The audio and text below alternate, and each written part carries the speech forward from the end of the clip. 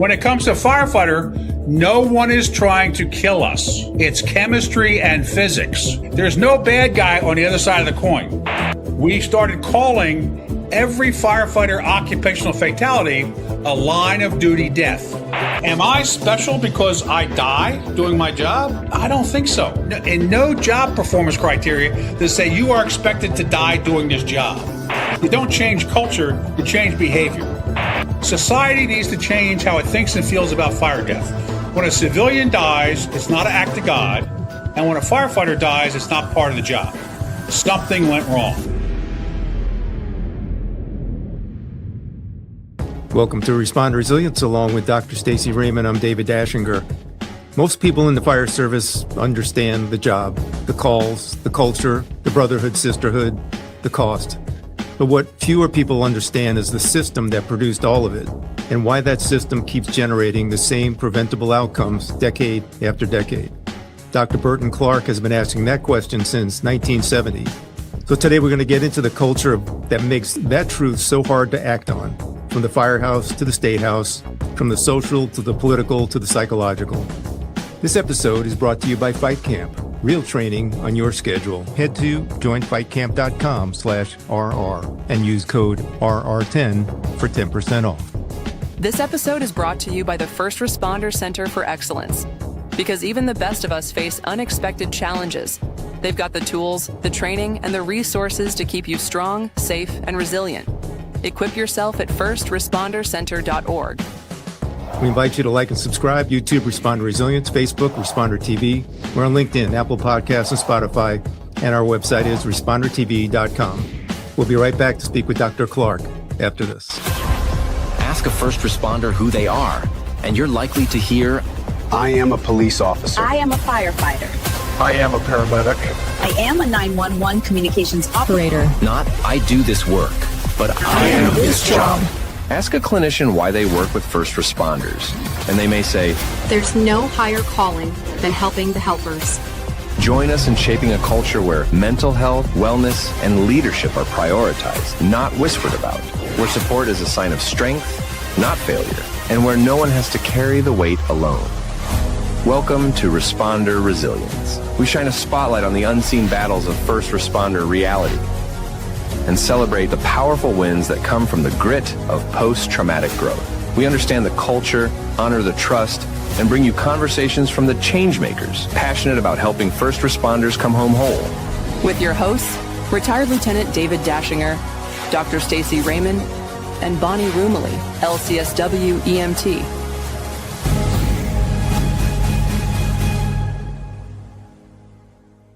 On this episode, our guest is Dr. Burton A. Clark, EFO, who's dedicated 55 years to the fire service, working at the local, county, state, national, and international levels.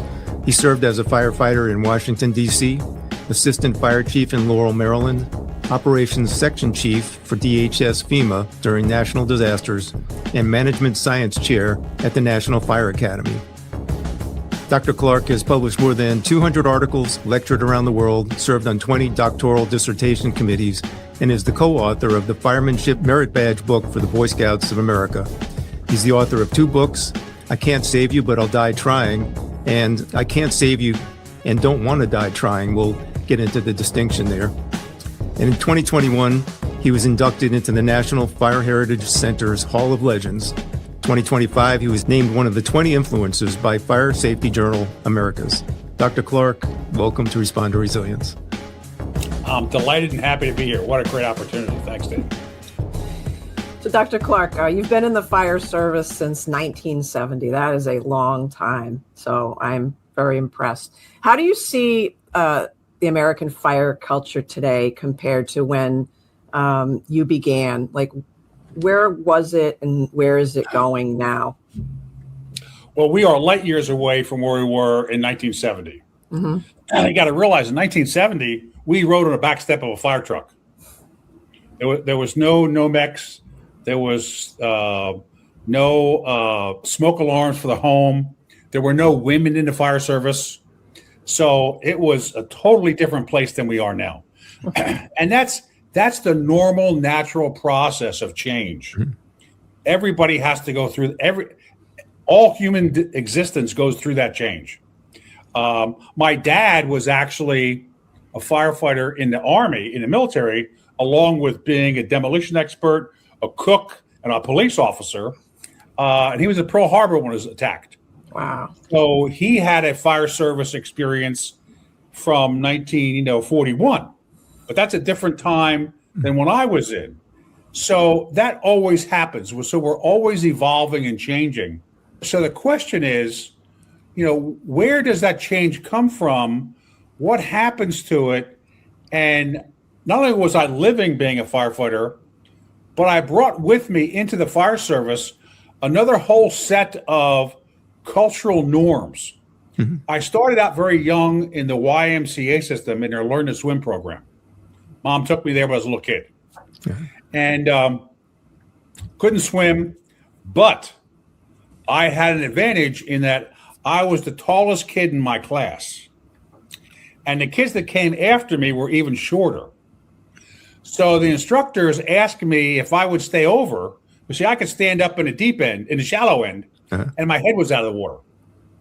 So the kids that came after were even shorter than I was. So they asked me to stay over and help hold up the littler kids so they wouldn't drown. To me, I was just playing. I was having a great time. But that started to shape what I saw about water safety. And I went through the entire water safety program, becoming a lifeguard and an aquatic instructor at a very early age. Uh-huh. So not only did I learn the technical stuff, but in a water safety environment, the lifeguard particularly is taught not to exchange their life for the person they're trying to save.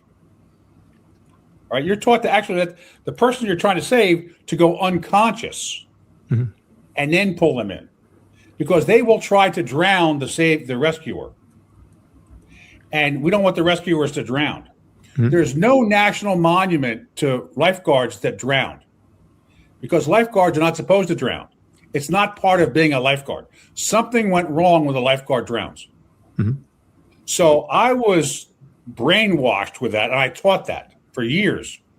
Then when I got into the fire service about firefighter injury and death was almost the exact opposite. When a firefighter was injured or killed, it was seen as heroic, something that made us special. And I can even remember when I became a career firefighter, we got paid the same amount of money as school teachers. Well, to be a school teacher, you had to have a degree and a license. But to be a firefighter or police officer, you only needed a high school diploma. Right. And that's when I realized, they are paying me this amount of money because they expect me to die doing my job or risk my life doing my job. My life was always worth more than my paycheck because I was taught that as a lifeguard. So when I came into the fire service as a volunteer, as a career, I was always out of the norm. I can remember vividly when they were teaching, when I became a driver, they said I didn't drive the fire truck fast enough. I had officers hit me saying, drive faster, drive safer, we're going to get beat in. I'd say, no, the rule and regulation says I can do this.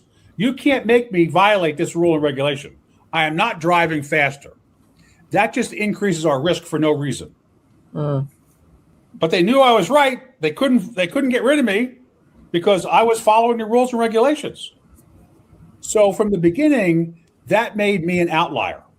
And what I observed, it was whenever anybody was injured or hurt, was because they weren't following their rules and regulations. They were justifying doing something incorrect because they thought it was right, even though it wasn't policy. It wasn't policy, right? So I didn't do that. Because the YMCA and the water safety didn't allow that. Right. I remember we wouldn't let kids run around the pool. We'd make them stop, even though kids wanted to run. But running could cause problems and injuries. So very early on, we wouldn't let them in the deep end. If they couldn't prove they could swim, they couldn't go in the deep end. Most people work out to look better. You work out because lives depend on it. But the stress doesn't clock out when you do. The calls follow you home, and most workouts weren't built for any of that. Boxing was. Fight Camp builds endurance, reaction time, and real-world movement, and tracks every strike, so you see progress, not guess at it. Real training in your home, on your schedule. You don't just finish workouts, you get better. Head to fightcamp.com/RR. Use code RR10 for 10% off. Fight Camp. Real training on your schedule.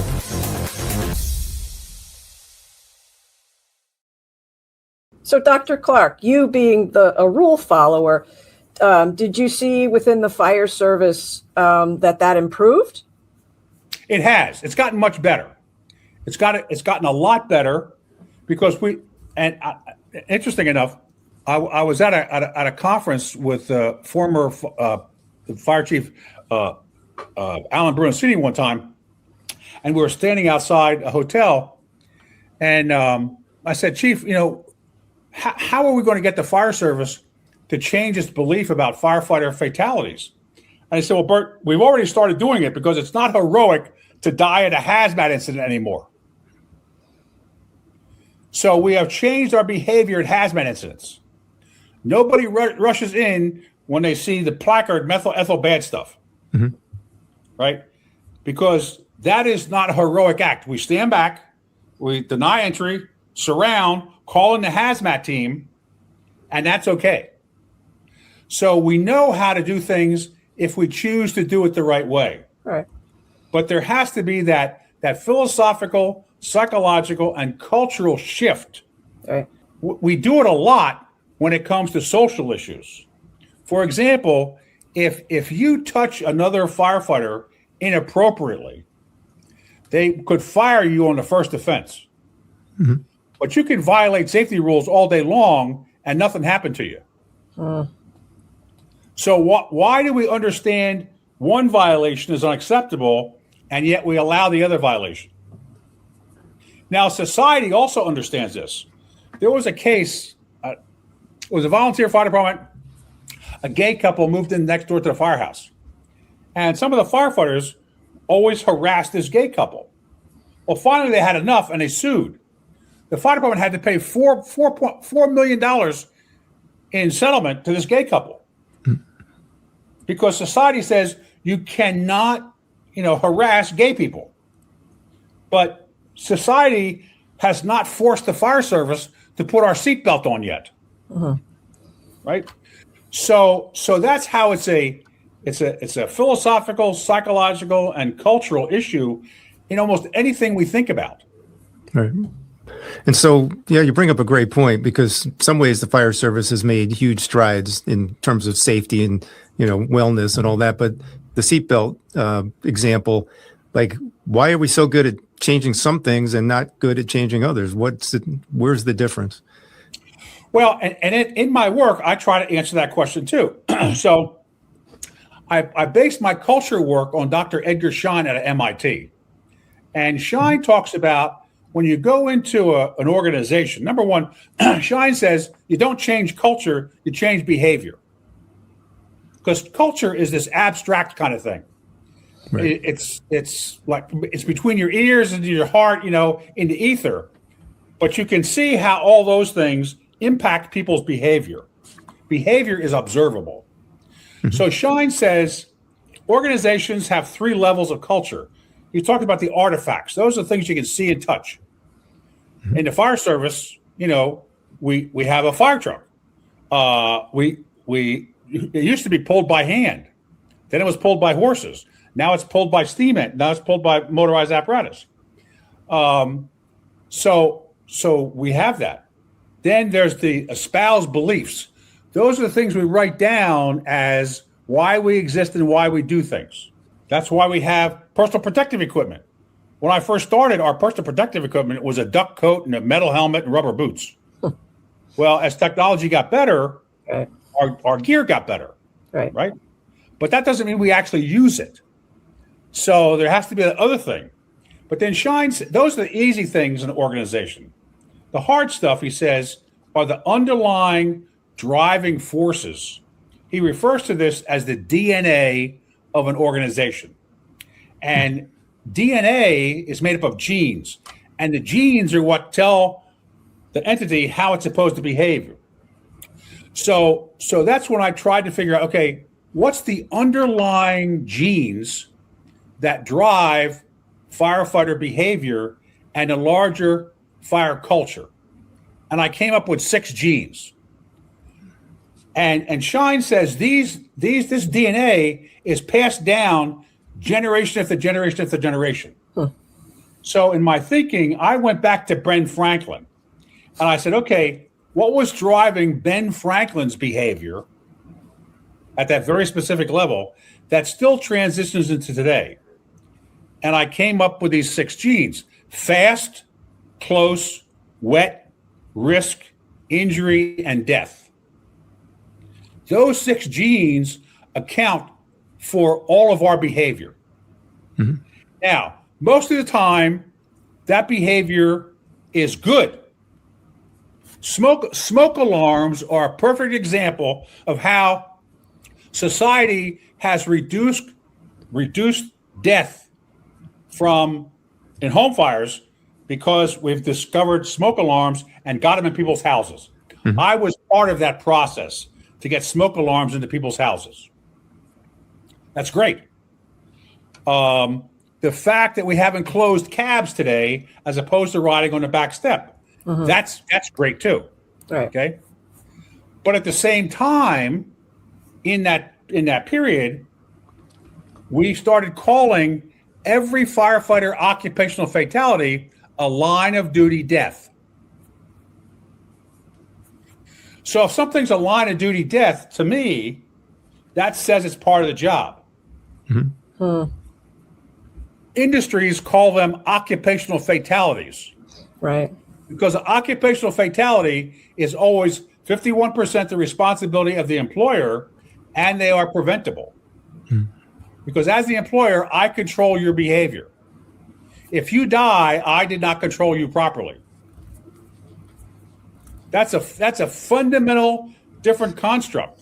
Right. Now, that bumps up against the DNA of the firefighter, right? Because what you described, those 6 factors seem to be heroic factors. They seem to be warrior-like factors. And so, it's a different breed you're dealing with, with a firefighter. So, and you're right on, Doc. I mean, that was my most recent aha moment, because firefighter, police officer, and soldiers are all 3 lumped together. Mm-hmm. Because society said, if these people die, they are trying to protect us. Yeah. Like there's something noble in it. But the problem is, back to medieval times. I know. But the problem is, that's a fundamental flaw. Right. If you want to see this as a profession, right? Then... I'm not saying the other 2 aren't professions. If I'm a soldier, there is another human being trying to kill the soldier and trying to kill the family members back home. Mm-hmm. If I'm a police officer, there's a bad person trying to kill the police officer and another bad person trying to steal or kill my family members. When it comes to firefighter, no one is trying to kill us. It's chemistry and physics. There's no bad guy on the other side of the coin. Cops and soldiers are a difference in degree when it comes to lethality. Right. Soldiers can kill lots of people. Cops only can kill 6, whatever, how many bullets they got, right? But firefighters don't kill anybody. Right, but they save people, and that's where they can get into trouble if they go in ill-equipped. It's not saving people from a bad person. Right. It's saving people from chemistry and physics, right? That is created by the culture, right? Only 2 states in Washington, D.C. have passed mandatory residential sprinkler ordinances for new construction. The rest of the states have ignored it and not done it. Right? And we know that people are safer in buildings that have sprinklers in them. Sure. Right. Firefighters are safer in buildings that have sprinklers in them. Absolutely, yeah. Those same state legislatures, they will give the fire service presumptive heart and lung bills. If they die of a heart attack or if they die of cancer, we'll pay for their funeral and their services. Mhm. That's after the fact. Why won't they do stuff to keep it from happening in the first place, like sprinkler systems? Yeah, that's a good point. You know, that's where that fundamental disconnect between police, soldiers, and firefighter exists. You're trained to help people heal. But first responders, they carry trauma that's buried under silence, stigma, and stress. Helping the helpers gives you the framework to connect, to speak their language, earn their trust, and actually make an impact. From the experienced team and clinicians behind the Responder Resilience podcast, this isn't theory. It's real-world support for the ones who need you most. And this book isn't just for clinicians. If you're an agency leader, peer support team, chaplain, EAP, wellness program coordinator, or family member, helping the helpers will equip you with the tools, language, and insight to make a difference. Be the resource they can count on. Order your copy of Helping the Helpers on Amazon today.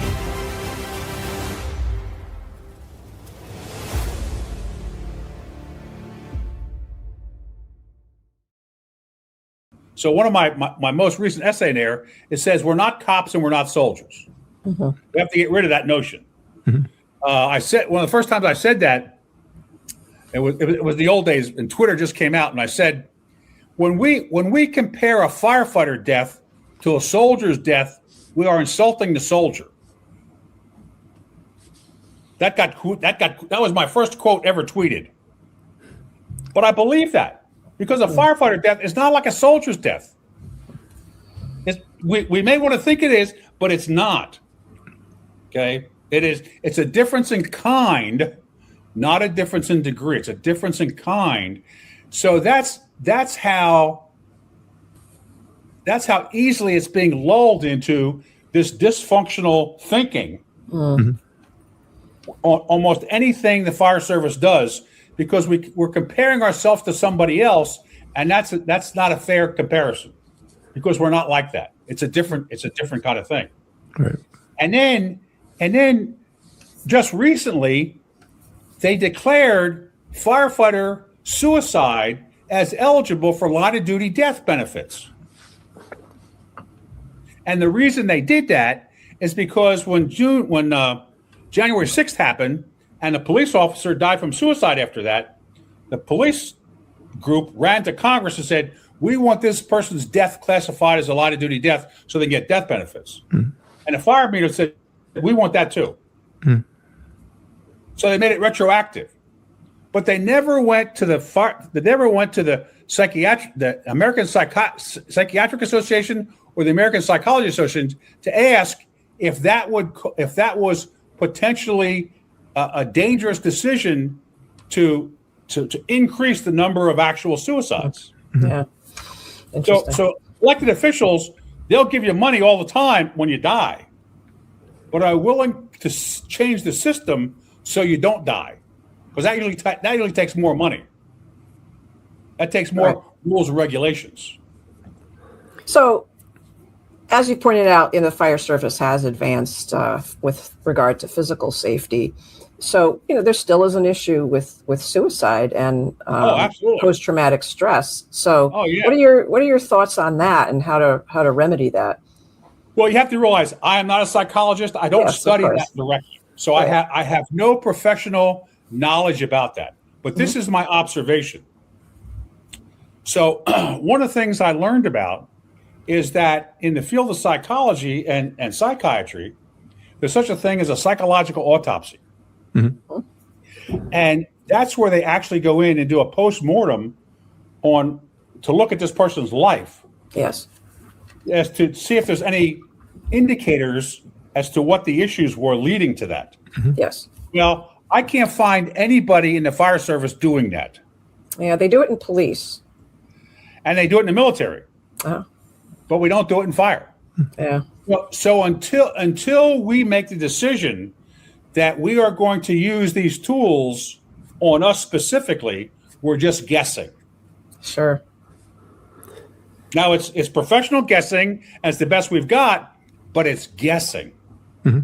For example, you can help me out here, doctor. In the penal system, when a person is in jail, many states have a requirement that if an inmate dies by suicide, they have to do that by law. They are required to do a psychological autopsy because as an inmate, the state is in control of your behavior. Sure. So the state is responsible, at least to some level, of you dying from suicide. Right. And so we're not even opening the onion a little bit to really get down to what the real causal factors are. This is going to sound terrible, and I even hate myself when I say this.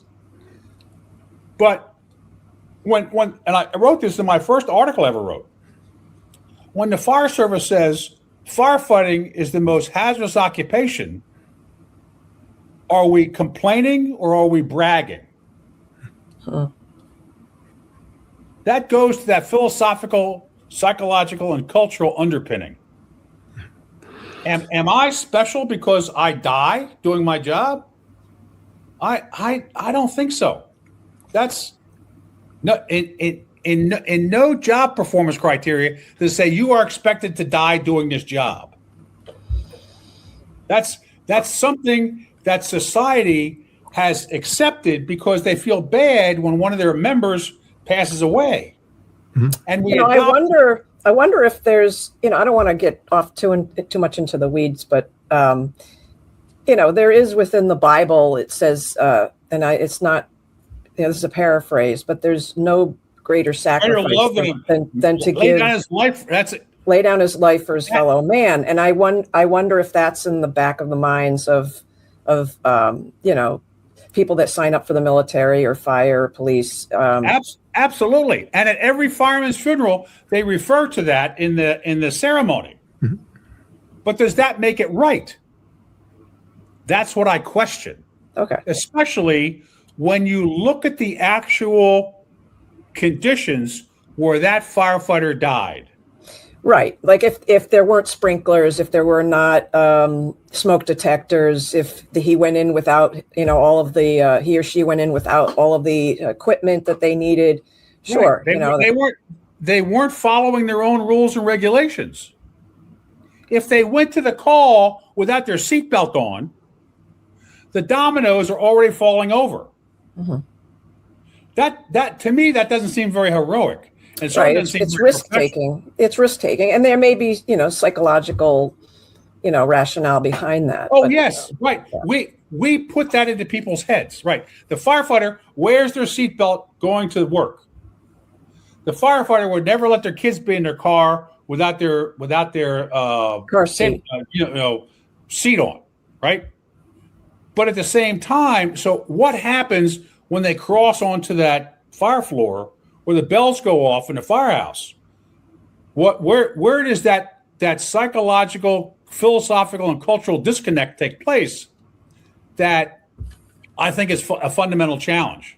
That we don't have the courage to talk about.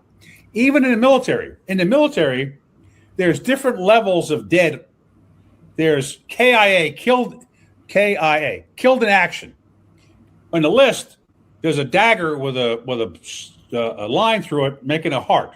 That means that the soldier died on the battlefield. If the soldier made it back to a MASH unit, they died of wounds. Right? If it's an accident, like he was driving his Humvee and lost control and they rolled over and they were ejected, that's not a line of, that's an accidental fatality. We don't do that. We claim everybody that dies somehow connected with the fire service is this line of duty death. What message are we trying to send? Are we trying to? And then what we did, after the Civil War, that's when a lot of the fire service became career. So for the first time, all these men knew about pomp and circumstance in the military, and they had the parades, the memorial thing, and we just transferred that into the fire service. But it's not the same. Just because we do it doesn't mean it's right or the same. There's some rationale behind it, and I've questioned that since day one. And I could be completely wrong, but that's how I see things. And we need to get more people asking, why do we do it this way? Why is it, especially if we want a different outcome? And to survive the career with a sense of longevity, that you don't crawl across the finish line, that you sprint across, you got to know what you stand for. Knowing that we have additional stressors, that means we have to take on the responsibility of making ourselves more resilient. And on game day, we must succeed as a team. When one of us succeeds, we all succeed. Most superhero origin stories, they're all stories of post-traumatic growth. You're like the Hulk that's been exposed to gamma radiation, and now you have this super ability because of that trauma you've experienced. Before you became a firefighter, paramedic, and EMT, whatever it is, you were a human. You started off as a human, that human's got to be taken care of, and then we can take care of other people.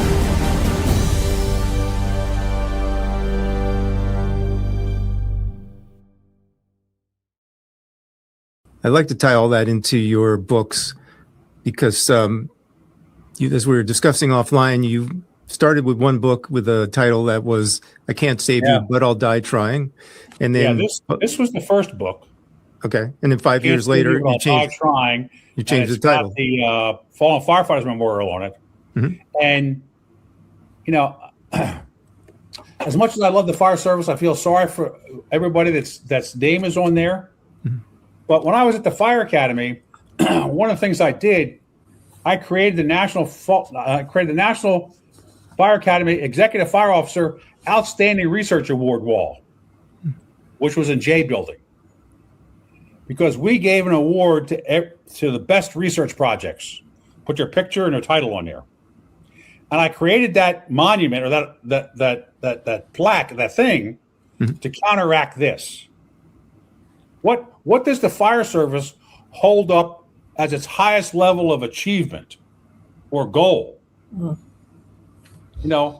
I don't think it's, and I feel bad when it shouldn't be dying on the job. Something went wrong when we die. So when I redid the book, I finally got enough courage to retitle the book, "I Can't Save You and I Don't Want to Die Trying." And I put a picture of the Jimmy Carter Memorial Rock that created the Fire Academy back in 1978, I think. Because the purpose of this rock was to memorialize the purpose of the Fire Academy, which was to increase the professionalism of the fire service and others engaged in fire prevention control activity. That's what we should be striving for. Nobody ever visits this rock. They visit the National Memorial and they visit the 9/11 Memorial. Both very emotional, but and moments in time, but that's not what we're trying to achieve. We're trying to do better. We're trying not to have firefighters die. We're trying not to have civilians die. It's a mindset. So, Dr. Clark, what would you how would you describe a truly fire-safe America, and also for the firefighters? Like, what needs to change? Well, that's where it comes down to that cultural stuff. On the back of my book, because if you ever write a book, your publisher will say you have to get the whole essence of your book down to one paragraph. So basically, the cover says, society needs to change how it thinks and feels about fire death. When a civilian dies, it's not an act of God. And when a firefighter dies, it's not part of the job. Something went wrong. Even to this day, if there's a home fire and somebody dies in it, the community comes to support them. They feel bad. But come to find out, mom and dad didn't make sure the smoke alarms were working. The fire department never came and knocked on the door to make sure they had working smoke alarms. That's a fundamental flaw in our system. we're not allowed just to feel bad if we don't do anything up front to fix it from happening, especially when we know how to do it. Right. Right. So that's how we change. And we change that from the top to the bottom. Another one, I wrote a paper, and it goes back to that philosophical, that cultural piece. Lithium-ion batteries are our big problem today. Well, lithium-ion batteries, the technology for that was started in the early 1970s, but it kept catching fire and they couldn't figure out how to solve it. Well, in 2019, they gave the two guys that figured it out the Nobel Prize for Chemistry because they figured out how to make lithium-ion batteries, which we have today. Mm-hmm. But still, they were still fire dangerous, but they got made, they got put into society, and the fallback position is when it fails, we can always call the fire department. And that's exactly what we've done, right? The only two people at risk of lithium-ion batteries are the occupants that live there around it and the firefighters. Everything in society is that way, from high-rise buildings to nightclub fires. The people that create the problem aren't there when it catches fire. It's the occupants and the firefighters. Mm-hmm. So what motivation do the people that create the hazard have in making it safer? Almost none. It's us pulling teeth to get them to change anything. And the fire service has not come out. If every fire chief were to go on TV tonight and say, look, if your home does not have working smoke alarms, we can't save you. Don't rely on us to come save you. We'll do everything we can, but people die in fires across the street from the firehouse. But your home can be untenable in 3 minutes. In the middle of the night, nobody knows you got a fire. We're not mind readers. Then, if the community doesn't have sprinklers in them, large parts of the community can burn down because we don't have enough water, we don't have enough firefighters to keep the whole block from burning down most of the time, right? So the fire service is not willing to say those kinds of things, but that's more real than anything. Uh-huh. So, and again, so we're all in this together. Basically, we're stuck on this manual fire protection model that when there's an unwanted fire, somebody has to get on something and go to where the fire is and mitigate it. Well, we know that doesn't work. We need to have an automatic fire protection model that when something bad happens, an automatic system notifies people to get out, an automatic system activates to keep the fire from happening, to suppress the fire. We come up there and mop it up. Mm-hmm. That's much more reality than anything on people on fire trucks will ever be able to do. And no one is willing to have those conversations. Yeah, because it's just so expensive, probably. Well, even I question that because look at the devastating cost of the LA fires. How are they ever going to recover from that? And cost, there's a difference between cost and profit. The insurance companies aren't writing fire insurance policies in some places in California because they can't make any profit. Right. Profit drives the fire problem. We need to say, look, you need to have a built-in fire protection model here because my life is worth more than your profit. The life of the occupants is worth more than your profit. That's a difficult conversation to have. Sure. Yep. But it's at that philosophical, psychological, and cultural level, and our leadership isn't willing to have those conversations yet. With all you've just said, what is one thing you'd like a firefighter listening to take away about the culture that they're in, the risks that we were talking about, and the change that's possible? Put your seatbelt on.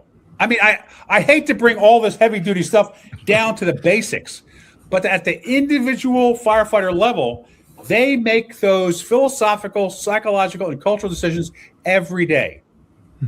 Put your gloves on. Wear your SCBA during overhaul, especially when your fellow firefighters around you aren't doing it. Mm-hmm. That takes courage. Mm-hmm. If you're the only one in a fire truck that puts their seatbelt on, you are going to be harassed You need to have lots of courage to do that, but it may change everybody else on the fire truck. When you send your kids to the neighbor's house to sleep over, check to make sure they've got working smoke detectors next door. If you got grandkids, check to make sure their smoke detectors are working, or check to make sure your grandkids, when they sleep over at somebody else's houses, the smoke alarms are working. Right. Right. Every fire chief, when they go to the fire, and the newspaper says, "Chief, how fast did the fire department get here?" He said, "Well, that's not the important part. The important part is that these people had working smoke detectors and they got out of the house. How fast we got here was less important than their working smoke alarms." Yeah. That doesn't cost money. Mm-hmm. That's the fire chief understanding that what a firefighter can do is only limited to what happens before they get there. Right. And the message they send from that. Mm-hmm. And again, but that's not very heroic, saying, yeah, these people save themselves because they got working smoke alarms. Right. Yeah. Well, as we wrap up, where can people find your books, find you, any links you want to share? It's on Amazon. I'm on LinkedIn. Just type in Dr. Burton Clark. I show up everywhere. Okay. Yeah. Stacy, what final thoughts do you have? Well, Dr. Clark, thank you for having the courage to bring up these topics and talk about things that, I'm sure, can be very controversial. It takes a lot of courage to think them through and to be able to back them up. So I appreciate you giving your vantage point on our show. And just a simple recommendation to the psychology community: if you happen to have a first responder as a client, for whatever reason you're counseling with them, just someday in the conversation say, "Oh, by the way, do you wear your seatbelt in the patrol car or the fire truck?" Right. Depending upon their answer, that can open up a whole new dialogue. Sure. For the counselor and the subject. Mm-hmm. Right. Yeah. I think that's a whole other podcast right there. The psychology of not using your safety equipment and your gear properly. Right. Which we see all the time. So, Dr. Clark, this was incredibly eye-opening. I'm so glad we got to hear your perspective on all these important topics. It's been an honor and pleasure to do this for all these years, and I'm just so honored that here I am, this old guy, and I still get to do this. So thank you for giving me a platform. Well, remember to like and subscribe to YouTube, Responder Resilience, Facebook, Responder TV. We're on LinkedIn, we're on Apple Podcasts and Spotify, and our website is respondertv.com. Until the next time, stay safe. Be kind to yourself. Take care.